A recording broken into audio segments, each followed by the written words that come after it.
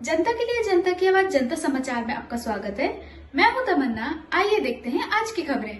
राजधानी भोपाल में Raisen road Gayatri hospital के पास पटेल नगर के रहवासियों द्वारा कॉलोनी में सीवेज रोड नाली विकास कार्य को लेकर धरना प्रदर्शन किया गया। कॉलोनी के रहवासियों का कहना है कि पटेल नगर बहुत पुरानी कॉलोनी है, लेकिन यहां कॉलोनाइजर द्वारा सीवेज नाली विकास कार्य अब तक पूर्ण नहीं किया गया। कॉलोनी के लोगों को जिससे परेशानियों का सामना करना पड़ रहा है। कॉलोनाइजर द्वारा यह रहवासियों को अब जलपूर्ति बंद करने के नोटिस दिए हैं। पूरे मामले को लेकर कॉलोनी के रहवासियों ने एडवोकेट वीरेंद्र दीक्षित से चर्चा की। विकास करो, विकास करो, विकास करो, विकास करो, कॉलोनी नगर निगम को हैंड ओवर करो, कॉलोनी नगर निगम को हैंड ओवर करो, नगर निगम दीक्षित हूँ। मैं यहाँ लगभग बचपन से निवासरत हूँ 1980 से, और जैसे ही मैं कॉलोनी देखता आया समय समय पे छुटपुट विकास होते रहे, और आज कॉलोनी की दुर्दशा उससे भी ज़्यादा खराब हो गई है। ये आपने कॉलोनी में प्लॉट जब यहाँ लिया था किससे लिया था? हमने लिया था कॉलोनाइजर से, यहाँ के Gandhav land and finance private limited. क्या नाम है उनका? डायरेक्टर जो है इस समय अनुज ग्रोवर है, उनके पुत्र। उस समय उनके पिताजी थे वीरेंद्र कुमार ग्रोवर।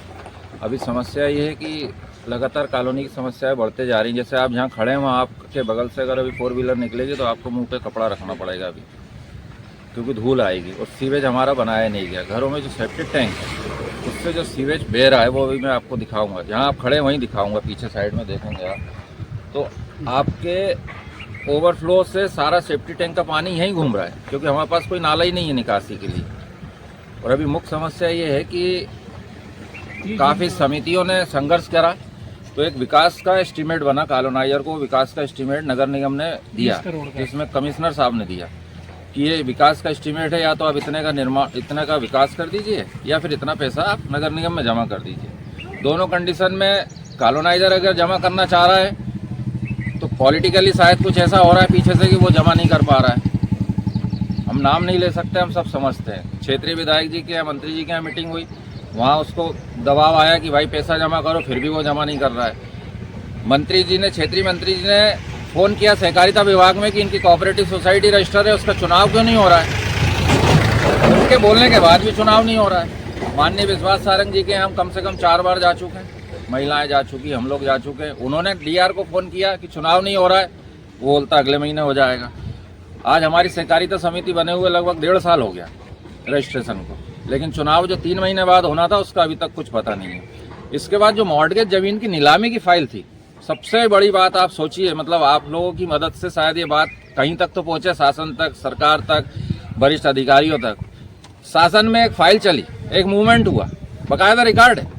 फाइल चली कि ये मॉर्टगेज ज़मीन जो है, इनकी 1.5 एकड़ मॉर्टगेज ज़मीन है जो आज करोड़ों की है। उस 1.5 एकड़ मॉर्टगेज ज़मीन की नीलामी की एक फाइल इसलिए चली कि कॉलोनाइजर ने एस्टीमेट का जो पैसा था विकास का, जो उसको शासन ने बोला कि या तो इतना पैसा जमा करिए तो आपकी मॉर्टगेज ज़मीन छोड़ देते हैं, या इतने का विकास करिए। वो फाइल जो है उसका बाकायदा मूवमेंट होता रहा।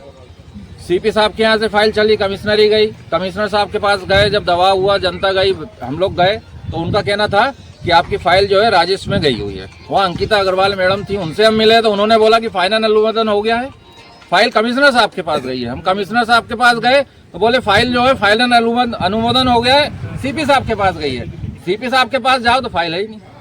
मतलब आज 1 साल में जो स्थिति बनी है वो यही समझ नहीं आ रहा कि जो इतनी मेहनत की गई, इतना संघर्ष किया गया, मेन मुख्य लड़ाई क्या है? या तो कॉलोनाइजर हमारा एस्टीमेट का पैसा जमा करते हैं विकास का नगर निगम में, तो कॉलोनी कहाँ जाएगी? नगर निगम के हैंडओवर हो जाएगी। अब या तो नगर निगम उस पैसे को लेना नहीं चाह रहा, और नगर निगम अगर उस पैसे को नहीं ले रहा एस्टीमेट के पैसे को, तो कॉलोनाइजर की 1.5 एकड़ जमीन जो है वो मॉर्टगेज जो है उसको नीलाम कर दे। मॉर्टगेज की प्रथम लाइन में प्रथम शर्त होती है कि यदि कोई भी कॉलोनाइजर, कोई भी बिल्डर फलानी कॉलोनी का 100 एंड 100 जो भी कॉलोनी होगी, अगर विकास नहीं करेगा तो उसकी मॉर्टगेज प्रॉपर्टी नीलाम की जाएगी।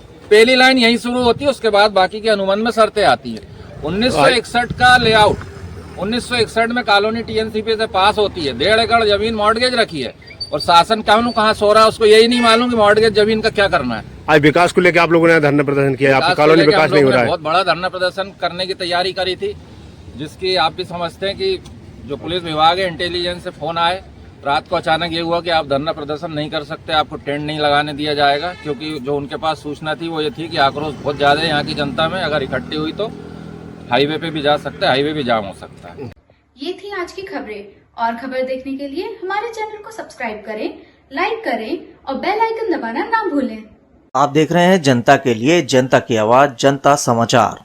अन्य खबरों के लिए हमारा चैनल सब्सक्राइब करें।